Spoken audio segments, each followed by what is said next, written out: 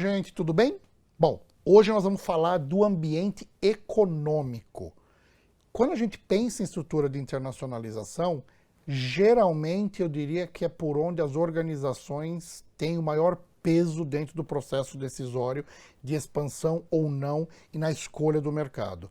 Embora todas as estruturas de variáveis elas sejam igualmente relevantes, é óbvio que o ambiente econômico ele acaba tendo um peso bastante significativo nessa decisão. Bom, o que a gente objetiva abordar agora nessa nossa aula? Primeiro é entender quais são essas variáveis que influenciam diretamente o ambiente econômico, e no segundo ponto é entender o mapa de risco e de oportunidade econômica que um processo de expansão internacional tem. Tudo bem, gente? Podemos ir lá? Então, continuando. Falando do ambiente econômico, a gente pensa em variáveis econômicas.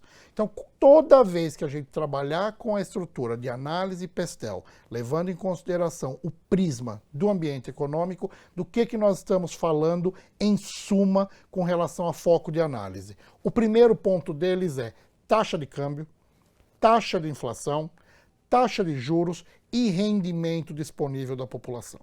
Então, compreendendo esses fatores, é possível compreender se a minha operação ela tem capacidade de sucesso do ponto de vista econômico, obviamente, na opção de escolha de um determinado mercado em detrimento a outro. Então, quando a gente começa a pensar em análise do ambiente econômico, o que nós estamos pensando de verdade como fatores relevantes para o meu processo decisório também será dividido aqui em 3 etapas. A primeira coluna, eu te diria que é tributação. Então, como ocorre o processo tributário desde que eu faça a opção por atuar naquele novo mercado? Ou seja, será que a questão de impostos, ela inviabiliza ou ela viabiliza a minha operação? Será que eu tenho incentivos para atuação no novo mercado ou, na verdade, eu recebo exatamente obstáculos para atuação nesse novo mercado? Então, esse é um primeiro fator que o gestor de negócios internacionais tem que ter muito claro em suas mãos. O segundo ponto é taxa de juros. E o porquê taxa de juros? Taxa de juros vai condicionar 2 elementos extremamente relevantes. O primeiro é capacidade de financiamento que eu, como organização, poderei ter nesse novo mercado. E o segundo é volume de recursos disponíveis para o meu consumidor. Então vamos pensar numa questão importante. Vamos imaginar que eu seja uma organização brasileira do setor, por exemplo, de bens e capitais e eu passo a produzir máquinas no novo mercado, objetivando principalmente aquele determinado mercado interno. Taxas de juros muito altas fazem com que a disponibilidade de recursos seja mais cara, consequentemente afetando o consumo do meu produto de uma forma muito direta. E o terceiro elemento que a gente também precisa levar em consideração é a questão da taxa de câmbio. E o porquê que isso é extremamente importante? Porque haverá 2 necessidades importantes. A primeira é de alocação de investimentos em moeda estrangeira, e aí a taxa de câmbio pode fazer com que esse investimento se torne muito caro ou muito barato. E no segundo momento é a própria remessas de divisa para o mercado interno novamente. E aí essa questão ela é igualmente relevante, ou seja, se a taxa de câmbio ela tem muita oscilação, pode ser que na hora que eu converter o meu recurso de lucro no novo mercado para a moeda nacional, essa operação ela não seja tão relevante assim. Bom, existe um outro ponto, pessoal, que alguns autores podem tratar também quando a gente fala lá no ambiente social e cultural, mas eu gosto muito de tratar essa questão dentro do ambiente econômico, porque eu acho que ela que determina a ação em termos de capacidade econômica de um novo empreendimento, um novo mercado, que é justamente a questão da demografia, da estrutura de oportunidades baseado em demografia. Então, já que a gente entendeu que ao falar de ambiente econômico, nós estamos falando de tributação, nós estamos falando de taxa de juros e nós estamos falando de taxa de câmbio, a gente também tem que levar em consideração a questão do potencial de consumo de um determinado mercado. E para entender isso, é fundamental que a gente consiga entender como ocorrem os parâmetros demográficos desse novo mercado objetivado pela minha organização. Então, falando de demografia, o que eu começo a pensar? Ponto número 1.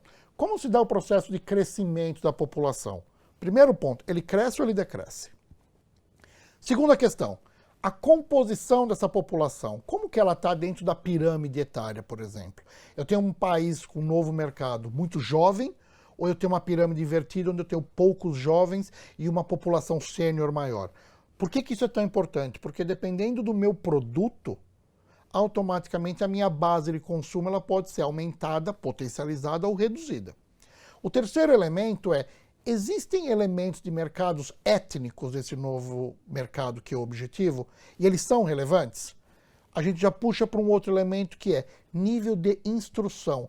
Como ocorre a questão da formação da população nesse novo mercado? Lembrando que quanto maior a formação, maior é o apelo qualitativo do seu consumo. O quinto elemento é padrões de moradia. Como as pessoas vivem? As pessoas vivem em grandes casas, em grandes áreas, em pequenos apartamentos, e como isso pode afetar a oferta do meu produto. Um outro elemento importante é como ocorrem movimentações geográficas dentro desse país. Ou seja, estamos falando de um país estritamente urbano, onde a gente tem fluxos migratórios do interior para a cidade, isso obviamente me apresenta algumas características de consumo populacional. Ou eu tenho um processo contrário, um processo de interiorização, onde as pessoas saem de grandes centros e buscam o interior do país com o objetivo de ter outros elementos qualitativos de vida que automaticamente afetam também a estrutura de consumo e, consequentemente, a lucratividade da minha operação. E o último elemento que a gente leva em consideração, falando da questão da demografia, é justamente a questão da mudança de mercados. Se eles ocorrem com relação à estrutura de consumo base em consumo de massa, ou a gente passa a ter um foco muito específico em unidades customizadas em micromercados. Ou seja, a gente passa a trabalhar com mercados especificamente de nichos. Por que isso é muito importante? Porque entendendo o elemento demográfico, a gente passa a pensar no ponto central das análises das variáveis econômicas, que é a questão da disponibilidade ou ausência de renda num determinado país. Então, entendendo esse mapa de oportunidades, tanto de renda como de estrutura demográfica, a gente passa a ter subsídios que podem e devem balizar a nossa decisão sobre um determinado mercado. Então, esse mercado que é o objetivo, como que ele funciona? Ele é um mercado em termos de consumo, de economia de subsistência, isso me apresenta um determinado conjunto de oportunidades. Nós estamos falando de um mercado que tem como base exportação de matéria-prima, isso me apresenta um outro conjunto de oportunidades. Eu estou falando de economias em fase de industrialização, isso me apresenta um outro conjunto de oportunidades, por exemplo, como venda de equipamentos para a industrialização. Ou eu estou falando de um mercado já industrializado que, de uma certa forma, por macromercados ou por mercados de nicho, já me apresentam oportunidades de mercado para todas as áreas específicas. Bom, para a gente fechar essa questão econômica, poupança, endividamento, disponibilidade de crédito, compreender as taxas de câmbio, compreender as taxas de juros e, principalmente, como ocorrem os processos de tributação, devem fazer parte do portfólio decisório do gestor de negócios internacionais. Sem compreender essas variáveis, o processo de expansão se torna muito arriscado.